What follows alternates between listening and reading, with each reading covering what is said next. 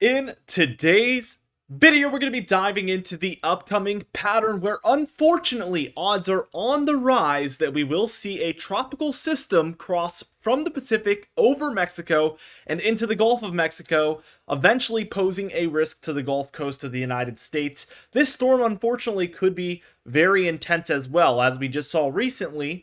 Hopefully it's not even nearly that intense, but these conditions in there are very, very sufficient for tropical development. So really, the sky's the limit once again, unfortunately. We also have some bigger cooldowns on the way that we're going to be discussing today as well, where cold air, unseasonable cold air, could be on the way for later on towards the midway point of this month. Let's go ahead and dive into things and take a look at all of this. I want to move us straight towards tomorrow on Saturday afternoon and look at this.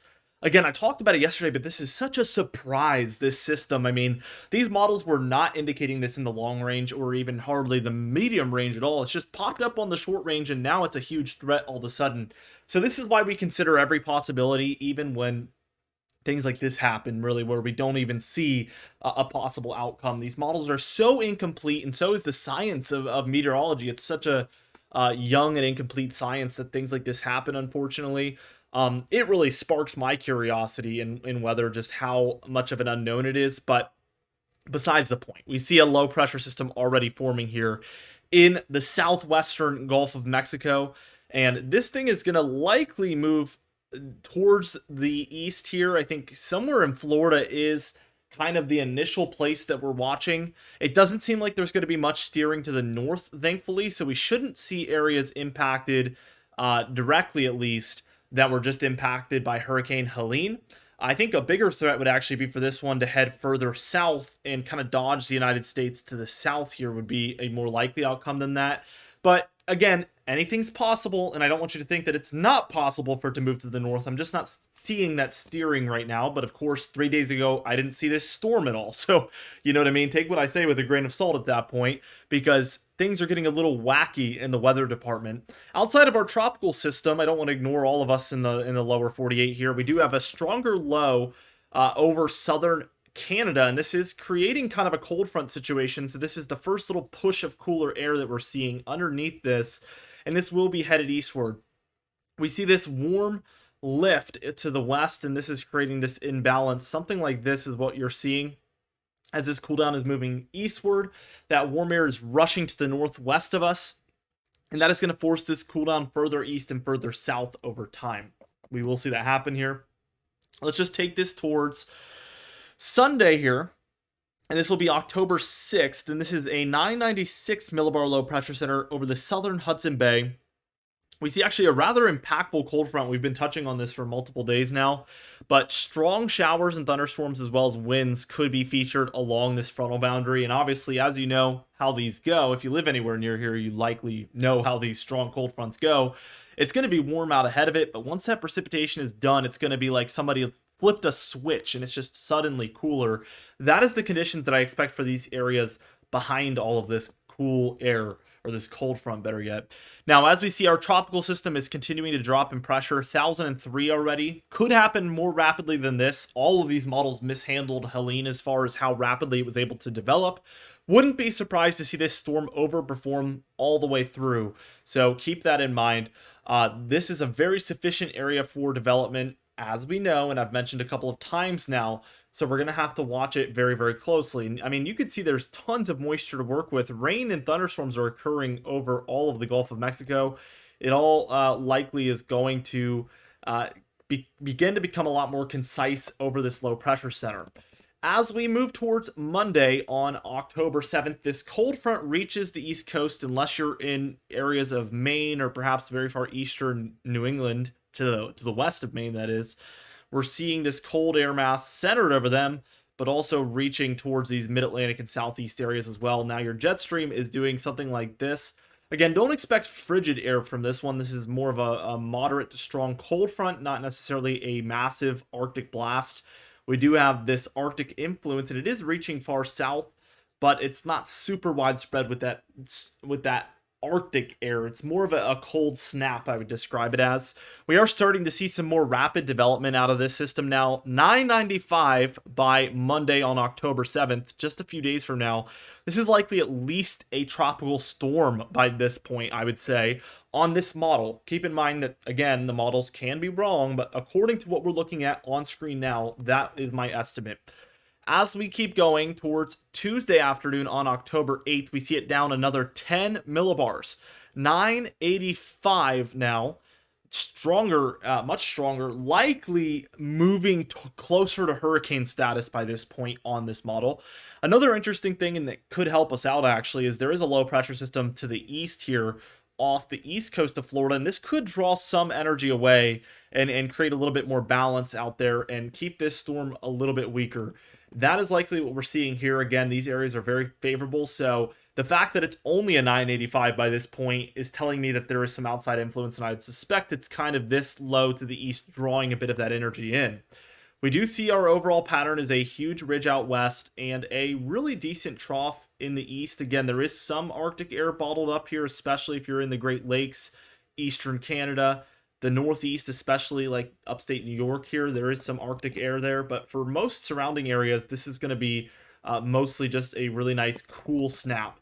The steering is almost directly eastward for most areas, so again, this is a lot of the reason why we're not seeing that huge curvature to the north being too much of a factor. That's kind of my 2 cents right now, but again, expect the unexpected. We do see this storm drops all the way down to a 977 at its peak here as it approaches the central east coast of Florida.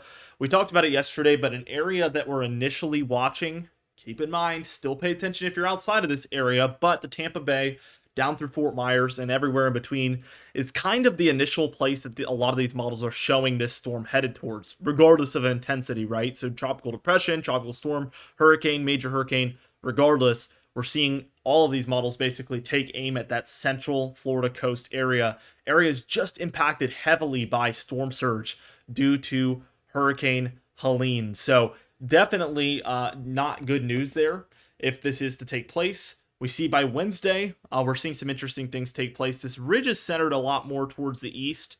We still have this cooler drop off, I would say, over the east. And we're really seeing a lot of this Arctic air kind of bottled up for New England there, but it's been cut off from this Arctic supply, so it's likely to come to an end here.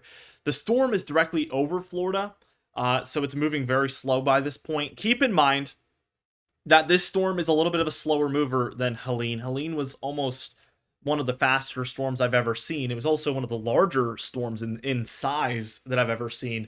This storm looks considerably smaller, not in intensity, that's unknown at this point. Hopefully it's smaller in intensity, but in size, it's definitely smaller, and in speed, it's definitely slower. This will give it more time to develop, so even if it hits a little bit of some unfavorable patches, or perhaps it's just not as favorable as things were for Helene, I think it has more time to make up for that.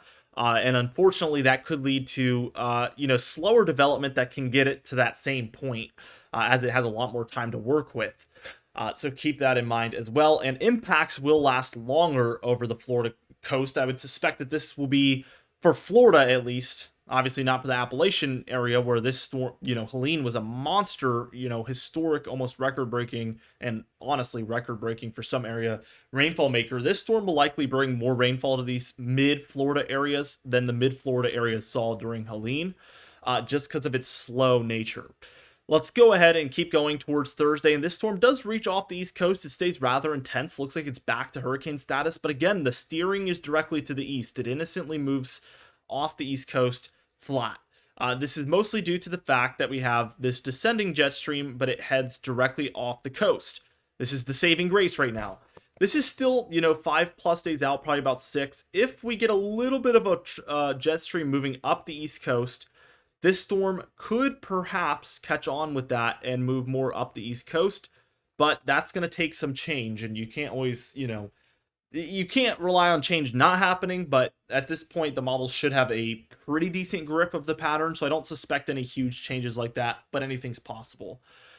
The trough's dying down a little bit by this point. Let's move towards Friday, and it's fully back to a ridge, but we get another trough moving in right around the 12th, 13th here. This is a full-on Arctic blast. Look, we have snowfall mixing in for a lot of areas in central and eastern Canada. We have a weaker low here with a cold front dragging. We have a really, really strong looking positive PNA ridge out west, and this is causing a violent Arctic outbreak for the east on this model. Very different than the one before it, where I said, you know, it's not going to be massive. It's going to be more of just like a little bit of a cold snap. This would be a full-on cold smack to the face is what this would look like. We see this jet stream. I mean, you can't even really see it on screen here. I'll switch us to North America. But really what we're seeing is this ridge out west reaching way into the Arctic area of Western Canada. And that is causing all of this Arctic air in the Arctic to quickly spill down to the east there and dive towards the United States. This is the true definition of an Arctic blast. And this would be an insane look. This would bring really cold temperatures for mid-October if this did occur. It is around the 7 to 10 day mark, but this is a strong signal, and we've seen these models hinting at this. We also have a little bit of a high pressure system out here in the Atlantic. This would cause that kind of same jet stream pattern we were talking about earlier, where it's a trough in the east, but that jet stream does move back northward over the coast. So if any storms are around off the east coast, we could see some storm systems also tracking up the east coast. This is going to be a pattern where we will be watching for nor'easters, I would say, if we got this type of jet stream. This would be one that we'd really need to watch to. And actually, we do have a stronger storm over New York State there, bringing heavy rainfall and likely winds there on that eastern side of the jet stream. So very interesting. Again, all kind of a little bit of speculation as we're longer out, but this is an interesting look to say the least. Let's just take a look at the GFS model. I want to track this tropical cyclone here. We obviously get our cold front on this model. We intensify down to a 985-ish, not down into the 970s like our European model showed, but it strikes about the same place here, as you can see, just south of the Tampa Bay. So very similar outlook. Innocently moves off to the east and really doesn't do much outside of that. We do get a stronger cooldown in this time frame, but not nearly as strong as what the European model showed. We do get a nor'easter along it, so we do have the similarities there. And really, that's all she wrote on this particular model. But to see that track almost identical and still see rather sufficient development in this storm is very interesting. We're going to have to watch this one over the coming days, I'm sure of it. The total precipitation tells the full story. I mean, everywhere's pretty much below average over the United States. But Florida, on the other hand, is not.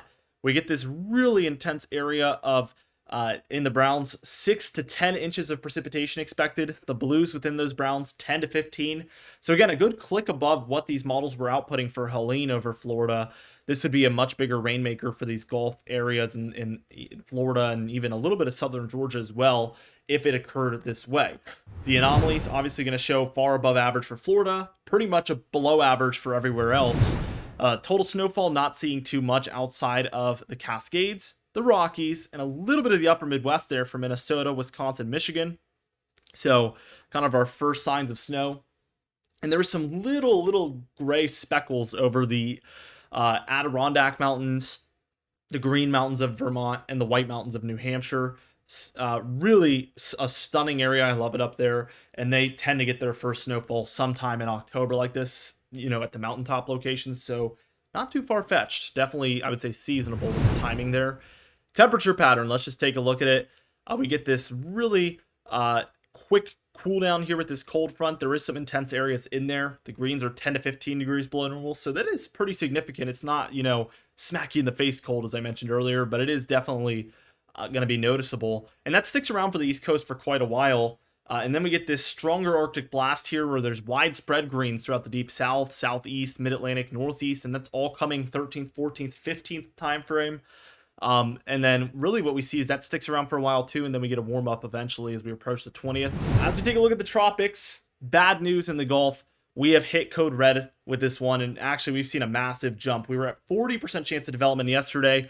We've reached 70% chance of development over the next 7 days, so a huge leap, and even a 30% chance of development over just the next 48 hours to the next 2 days, and this could get even higher. You see, they're kind of showing the same steering that the GFS and European model showed, kind of aiming towards central or southern Florida.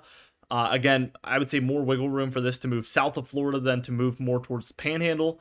But likely that central or southern Florida west coast is going to be in the crosshairs here. Outside of Kirk and Leslie, we do actually have another area of disturbance off of Africa, and this is a 30% chance over the next 7 days, our next system to watch there. Anyway, guys, thank you so much for watching this video. I will keep you guys up to date every single day on this tropical system, on this colder air, and pretty much everything United States weather. So be sure to subscribe. You can even hit the bell icon for daily notifications when we upload so you never miss one. Be sure to like the video if you did enjoy it. Leave a comment down below, and I'll see you guys in the next video.